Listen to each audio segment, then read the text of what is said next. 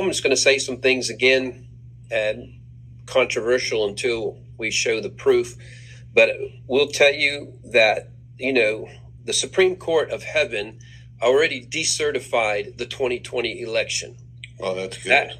That happened the day of the thievery. That happened November 3rd and November 4th. It was decertified in heaven. Wow. And so the Supreme Court of Heaven decertified. So just let that resonate with you. Now, the Supreme Court of the United States somehow freed up from some constraints of blackmail or whatever, either late June or early July. They also have already decertified the 2020 election. Now, that's the rumor I've been hearing. And are you stating that? Are you coming out and stating that they did? I'm stating it. Wow.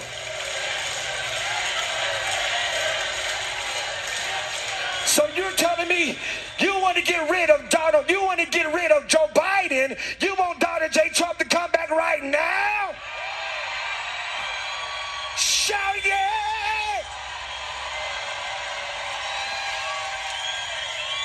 Oh, this message painfully it pains me to make this particular message because I'm going to speak on somebody I haven't spoken on before. It's Mr. Corey over at the Smart Christian channel. Because I have a question for him. Him, Marcus Rogers, and Troy Black. These three, I know, are Trump supporters.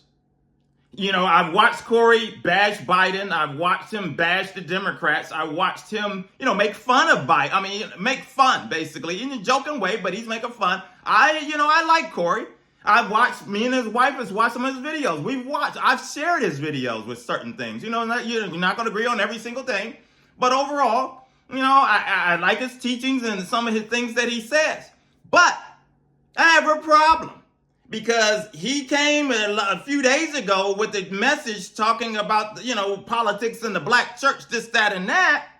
And I'm like, well, after this event that this happened with Trump in church, I want to see if he, Troy Black, or Marcus Rogers are going to speak on it. Because I have a high suspicion that it's going to be very unlikely that you're going to hear anything about it. So if you have not heard Trump cussing in the church here recently at a Turning Point event, take a look. Country, everything is fake.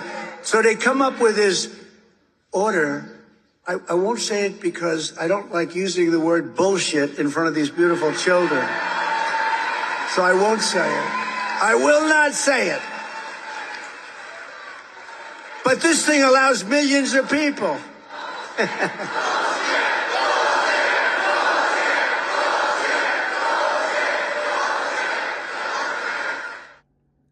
And there you have Trump saying that he's not going to say bull, S-H-I-T, in front of the kids.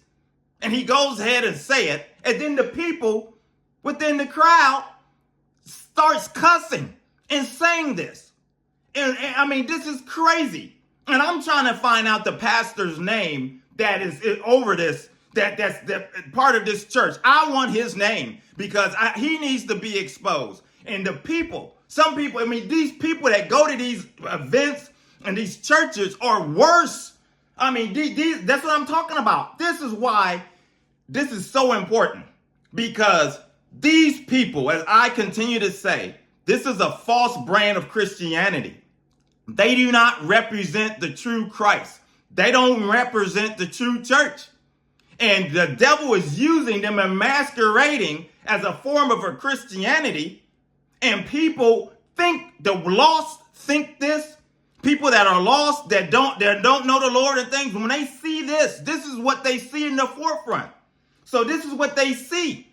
This brand of Christianity, they think that this is okay. So, and it pushes people away that don't want, and it makes, like one of my subscribers said, it makes our work harder as true Christians, harder to bring people into the fold because of people like this. And so if Corey, Marcus Rogers, Troy Black, and them, like I said, basically, we would not have Trump if it was not for the evangelicals. Evangelicals chose Barabbas. They did not have to choose him. They had plenty of other choices. But it shows you where some of the people are. that you decided to go down this road and allow now your family members, your friends, your kids to see this type of brand of Christianity? And if you support that, you validate that, and you say, yeah, it's okay to talk about people and make fun of people. It's okay to demonize people. It's okay to, do all of these things that they do, how they conduct themselves. That's okay. You might as well forget about every teaching about fruits of the Spirit. You can take your Bible, put it down. We don't want to hear it, as far as I'm concerned. You can't have it both ways. You can't. This man the devil has used this.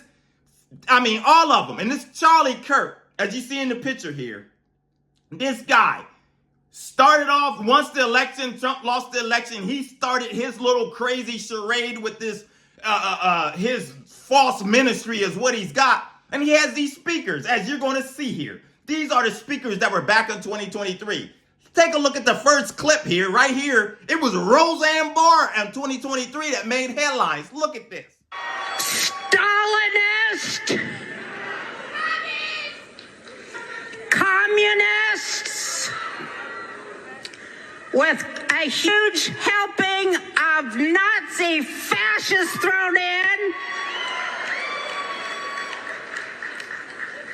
plus wanting a caliphate.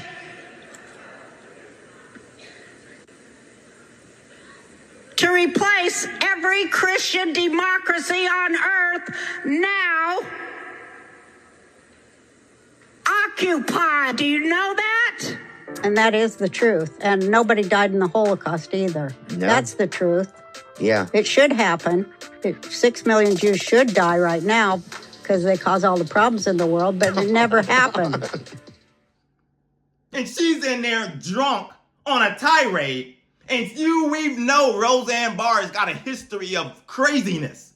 And they put her on a platform to speak at these types of events. Then you got Carrie Lake, the lady that's lying, continuously lying and lying because she lost in Arizona and she's going to lose again the Senate race. That's lying. Look at these characters, as you can see on here. Roger Stone, all of these people. These are the people. And you'll get Mike Lindell. A lot of people that profess to be Christian speak at these events. And it's nothing but hate. It's nothing but division. It's nothing but alternative facts. They're all election deniers and all of that. And that's the problem.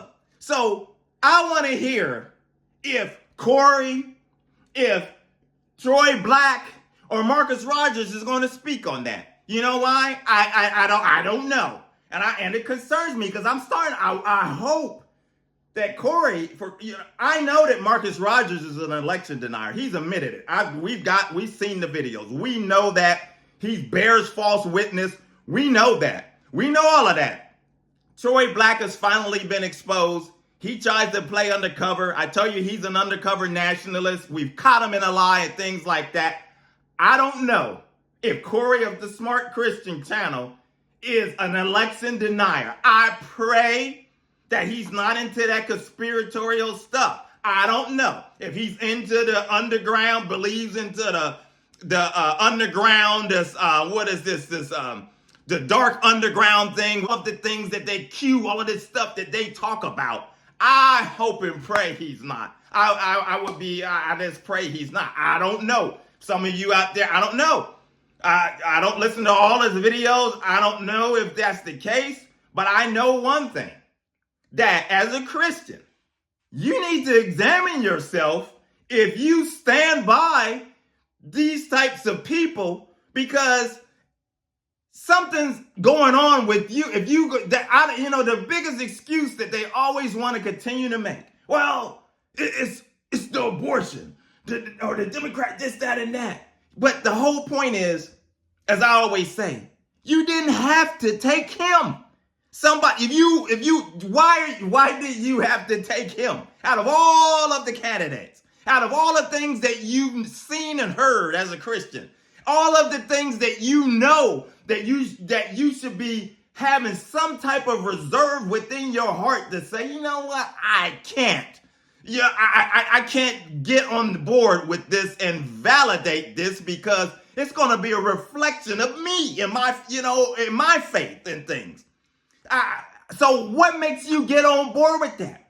So we know that, like I say, as I talk about many of the others and the false ones that we speak about all the time, and the ones that have these false visions and dreams, and they idolize Mr. Trump and all of these things and elevate this man to a godlike figure.